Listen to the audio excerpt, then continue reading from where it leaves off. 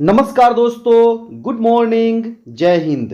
एक बार फिर से आप सभी का हमारे YouTube चैनल ग्रेडियंट एकेडमी में बहुत बहुत स्वागत है, अभिनंदन है।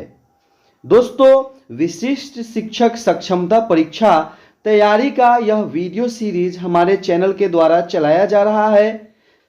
दोस्तों, प्लेलिस्ट का लिंक डिस्क्रिप्शन बॉक्स में उपलब्ध है, जहां पे आप एक ही जगह सभी वीडियो को पाएंगे। अभी सभी विषयों से कुछ बेसिक महत्वपूर्ण प्रश्न हैं, जो प्रश्न तो एग्जाम में निश्चित रूप से बनते हैं बेसिक जानकारी वाले, वैसे प्रश्नों को लेकर आया गया है। तो दोस्तों, आप इन वीडियो सीरीज को पूरा जरूर देखें और नोटबुक में हो सके तो इम्पोर्टेंट पॉइंट्स को नोट भी करते चले। तो आइए आज का वीडियो शुरू करते हैं।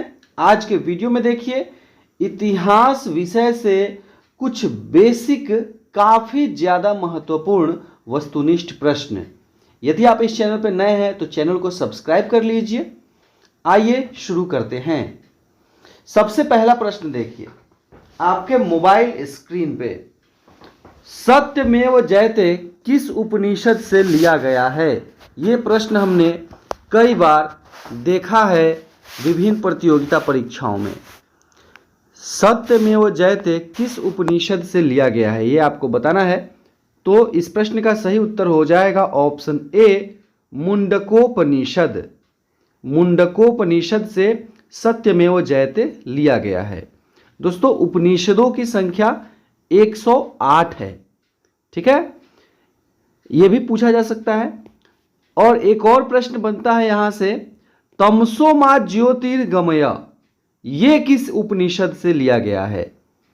तो यहां पे आप देख रहे हैं ऑप्शन 2 में, बी में, बृहदारण्य उपनिषद, यहां से तमसो मा ज्योतिर्गमय लिया गया है। चलिए दोस्तों, आगे बढ़ते हैं। हम लोग दूसरा प्रश्न देख लेते हैं। महाभारत के रचयिता हैं, महाभारत के रचयिता कौन है, ये आपको बताना है यहाँ पे दूसरे प्रश्न में। तो इस प्रश्न का सही उत्तर हो जाएगा ऑप्शन सी, महर्षि वेदव्यास। महर्षि वेदव्यास महाभारत के रचयिता हैं। जबकि आप ऑप्शन ए में देख रहे हैं महर्षि पाणिनि।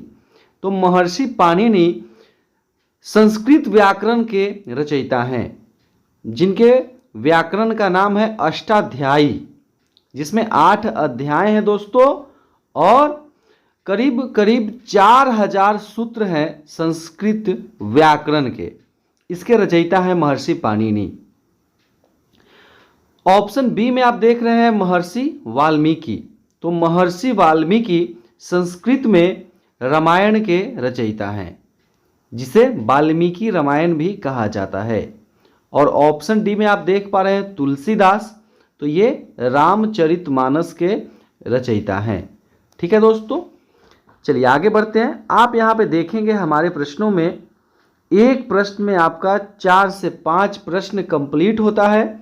यदि आप वीडियो का पूरा भाग देखते हैं, तब जो भी एक्सप्लेनेशन दिया जाता है उसे ध्यानपूर्वक सुने और हो सके तो कहीं नोट भी करते चले दोस्तों।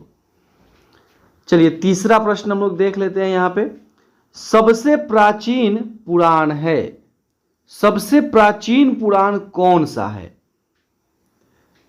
तो पुराणों की संख्या 18 है दोस्तों। 18 पुराणों में सबसे पहले वाला पुराण कौन सा है, ये आपको यहाँ पे इस प्रश्न में बताना है।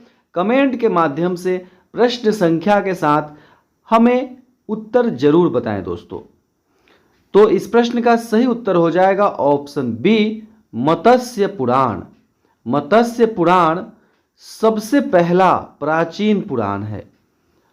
और पुराणों की संख्या कितनी है दोस्तों? 18। चलिए आगे बढ़ते हैं। चौथा प्रश्न देखिए, इतिहास के पिता के रूप में जाना जाता है। इतिहास के पिता के रूप में इन ऑप्शंस में से किनको जाना जाता है? तो इस प्रश्न का सही उत्तर हो जाएगा ऑप्शन बी, हेरोडोटस।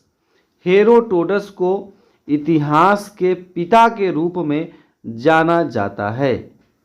और यहाँ आप ऑप्शन ए में देख रहे हैं अरस्तु। तो अरस्तु को दोस्तों जीव विज्ञान का पिता कहा जाता है।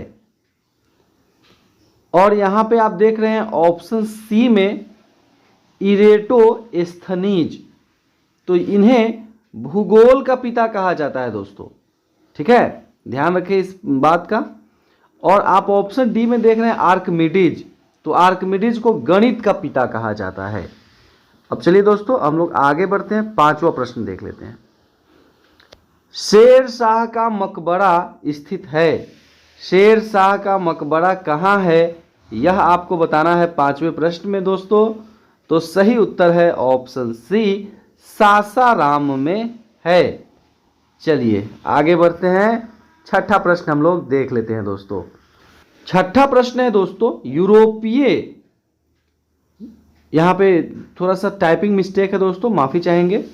यूरोपियों में सबसे पहले भारत कौन आया। यूरोपीय शक्तियाँ जब भारत आना शुरू की तो सबसे पहले भारत आने वाला कौन सा देश है।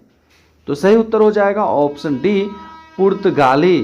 क्योंकि 1498 ईस्वी में वास्को डी गामा भारत आया था, वह कौन था, पुर्तगाली नाविक था दोस्तों। ठीक है, तो सबसे पहले पुर्तगाली आए थे दोस्तों। यूरोपीय शक्तियों में सबसे पहले पुर्तगाली 1498 ईस्वी में आए थे। उसके बाद डच आए थे 1595 ईस्वी में। डच किनको कहा जाता है, तो हॉलैंड के निवासियों को डच कहा जाता है दोस्तों। अंग्रेज आए थे 1600 ईस्वी में, डेनमार्क 1616 में, और उसके बाद फ्रेंच आए 1664 ईस्वी में। तो इस प्रकार से पहले पुर्तगाली, फिर डच, फिर अंग्रेज, फिर डेनमार्क और उसके बाद फ्रेंच भारत आए थे। चलिए अब हम लोग आगे बढ़ते हैं, हम लोग देखते हैं सातवां प्रश्न। एक्सप्लेनेशन को जरूर नोट करते चलिएगा दोस्तों। इस वीडियो को रोक लीजिएगा, पॉज कर लीजिएगा, इसे नोट करके फिर आगे बढ़िएगा। अब देखिए सातवां प्रश्न है, सिखों के 10वें गुरु गोविंद सिंह का जन्म हुआ था। बहुत ही आसान प्रश्न है दोस्तों, लेकिन जो ऑप्शंस हैं इनके एक्सप्लेनेशंस को जरूर ध्यान से सुनिएगा। सिखों के 10वें गुरु गोविंद सिंह का जन्म हुआ था, कहाँ हुआ था, तो सही उत्तर है ऑप्शन बी, पटना में हुआ था। सिखों के 10वें गुरु गोविंद सिंह का जन्म पटना में हुआ था दोस्तों। ठीक है, और आप देख रहे हैं यहाँ पे अमृतसर, तलवंडी, गुरु ग्रंथ साहिब, तो ये सभी रॉन्ग उत्तर हैं। आपका उत्तर बी सही उत्तर हो जाएगा।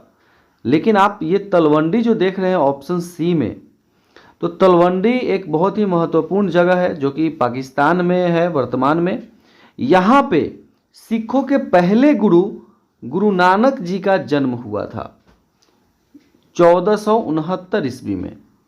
ठीक है, सिखों के पहले गुरु जिन्हें सिख धर्म का संस्थापक भी कहा जाता है दोस्तों, उनका जन्म हुआ था तलवंडी पाकिस्तान में।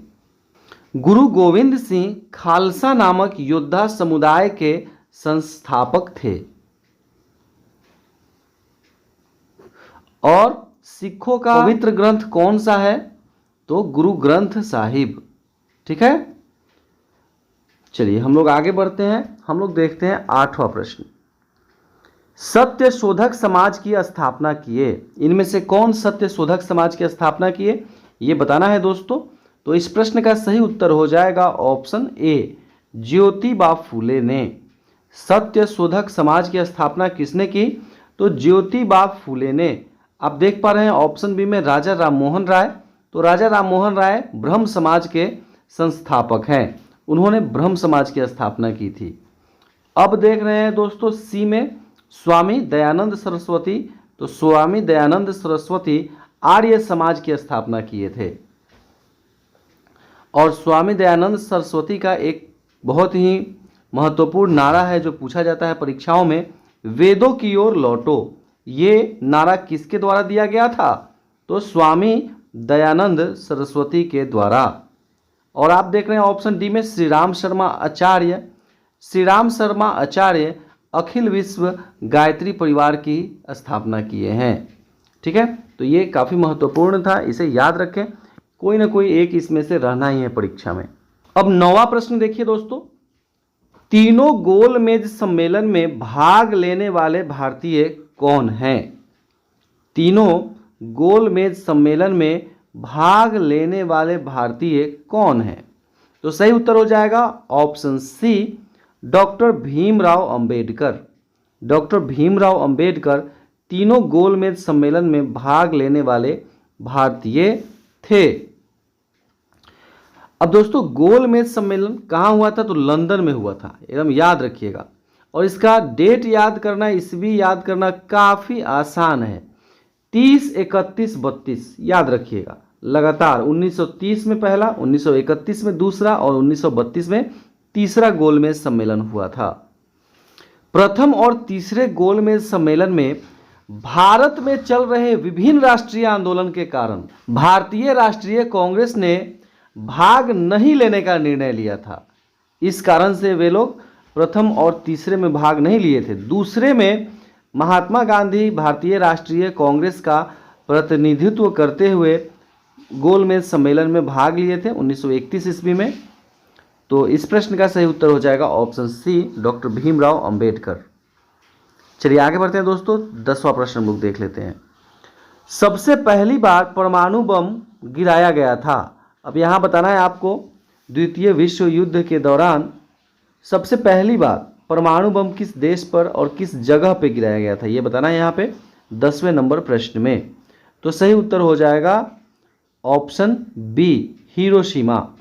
नहीं, आप कैसे याद रखिएगा, अक्सर सभी लोग नागासाकी और हिरोशिमा में कंफ्यूज होते हैं कि पहले नागासाकी पर गिराया गया कि पहले हिरोशिमा पर गिराया गया। तो आप इसे कैसे याद रखेंगे? एक ट्रिक याद रखिए, बहुत हीरो बन रहा था तो गिरा दिया उस पर। नहीं, बहुत हीरो बन रहा था, बहुत आगे बढ़ रहा था तो उस पर गिरा दिया, तो हीरो पर गिरा दिया सबसे पहले किस पर गिराया? हीरो पर गिरा दिया, तो हिरोशिमा। ऐसे करके याद रखेंगे तो आपको कभी कन्फ्यूजन नहीं होगा दोस्तों। इस प्रकार से दोस्तों यह हमारा इतिहास के कुछ महत्वपूर्ण घटनाओं से संबंधित वस्तुनिष्ठ प्रश्नों का वीडियो था, जो कि विशिष्ट शिक्षक सक्षमता परीक्षा के लिए काफ़ी महत्वपूर्ण है, क्योंकि यहाँ पे एकदम बेसिक जानकारी दी जा रही है दोस्तों। तो बेसिक जानकारी तो कम से कम ओवरऑल जानना ही चाहिए परीक्षा के दृष्टिकोण से। काफ़ी डीपली नहीं जानकारी दिया जा रहा है। हम लोग देखते हैं अभी सिलेबस आ जाता है, फिर सिलेबस के अनुसार पूरी तैयारी कराई जाएगी दोस्तों।